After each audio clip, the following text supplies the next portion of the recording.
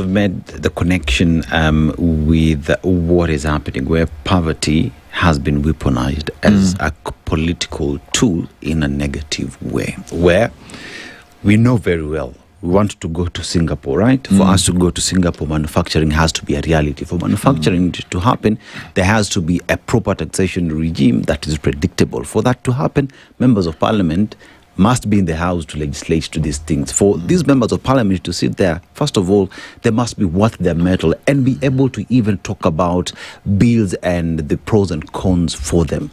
Have Kenyans met the connection as to why you'll be given 500 bob? Because they're saying, if I open up businesses, people get jobs, I will have no one whenever I just show up for a rally, you know. So what do? I might as well leave you being poor so that I have already decided masses that are available to me whenever I need. Have we met that connection? We haven't. And that tactic you just referenced is called impoverish them to use them. Make sure they are so poor that they will always depend on you. So you want to be the only rich man in the village, the only one with a hacienda in the village. Everybody else has a shanty. So they look at you like a demigod. They want to be worshipped, you know. And that is a problem we have. You asked a very pertinent question about calling for rallies and whatnot. You know, we always argue and we wonder how come we can't solve unemployment in this country. Of course, you can't solve the entire unemployment. But since we are a country that copies a lot from the West, why can't we also copy something they've done? We have very young men and women who are actually good in skills, in talents. True. Now, most guys are brought there, either artists, they are footballers, basketballers, rugby players. But here we have decided not to commercialize our sports. And it stems from the fact that most of these federations have corruption allegations, mismanagement allegations. They have issues as to the substance of those who are running these federations.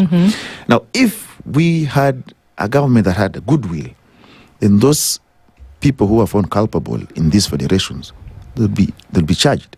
We clean up these federations, make sure we commercialize this sport sector so that we have sponsors coming. Because you can't explain to me why you have a country like, let's say, South Africa. It has good. It has, for example, football is well sponsored. Why? Because they believe if someone believes that if I put money in here, and as much as I'm sponsoring a team, I'll also gain. All right, that's how sponsorship works at the end of the day. So you find a situation where, if, for example, the president wakes up and stops forcing us to go to affordable housing to build houses, that is not the only job we can do as Kenyans. And realize that we can actually commercialize sports, arts. Most of our artists live song to song. Release a song, it becomes a hit. After that, they go broke. Stop the issue of piracy. Those are the things we need to do, but you know they can never do that. So that's the environment that we talk about that is conducive. They can never do. Because if all of you now are able to meet to fend for yourself, that means when they want to call for a useless rally to say nonsense, nobody will show up. And ordinarily they wouldn't want that, because they also feel that once you're also empowered economically, occupied, and you're empowered economically, you'll be independent minded. You will know whatever someone telling you, whether this is a lie or this is truth, you know. So they wouldn't want that. So impoverish them to use them. Sad reality. So they will use you, they'll seduce you, misuse and abuse you. But up until we have someone who can actually, I believe we need to commercialize our sports. We need to work on our arts. We have so many young people who know who are passionate about film, are passionate about artistry, but we really have a ministry that I don't know what it does. Sad reality. Because the worst ministry in this country, that if you look at whoever ends up at the CS for sports, youth and it all, they do not. I think it's seen as a demotion if you're taken there.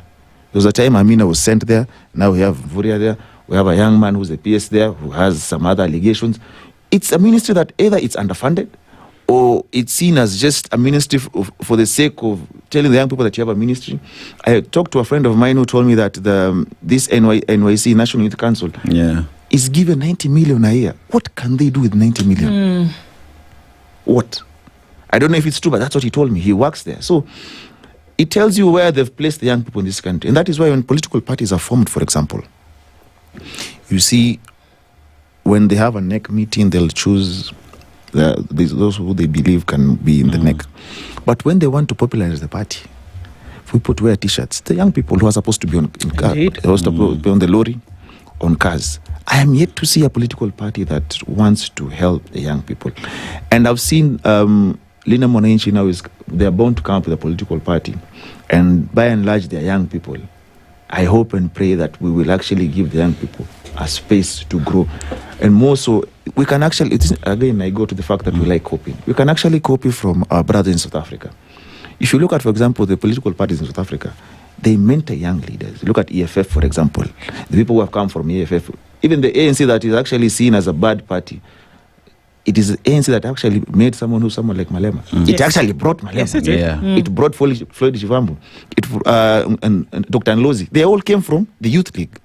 But our Youth League, by and large, the youth leagues we have in this country, I don't know what they produce. It's just one person out of a pool of 1 million people. So I think we really don't have the goodwill to assist the young people in this country. And I hope that changes. And as we gear towards the political season, my clarion call to the young people is that don't allow yourself to be used. Understand that politics is a game of interest. Someone tells you, I want to become an MCA. Mwambie ni sawa, that's your dream. So what do I gain by that dream that you have? What is this you believe that once you're MCA will impact my life positively? Because that is how voting is done. So you want to be my president, very well. So let us discuss number one. We have something called, there's someone who says we have odious debt. What is your take on the same? If this debt is actually odious, will you pay it? Now, if he tells you yes or no, you start grading. By the time you're done with that person, you already know whether this person is a failure or someone who actually passes. Those are the things we need to, that is how we move forward as a country. Because if we still go on euphoria, on razzmatazz, hey, this party has lovely colors, this party has good cars. If we still go on beautiful songs, beautiful songs, if we still go on slogans, we would be lost. It's good to have the slogans, the razzmatazz and everything, but the substance, what is this party formed on? What is the political ideology of whoever is spearheading this political party? If the political ideology is, I have to amass wealth, we are lost. We are as good as done. Because they will amass wealth at your expense. Yeah.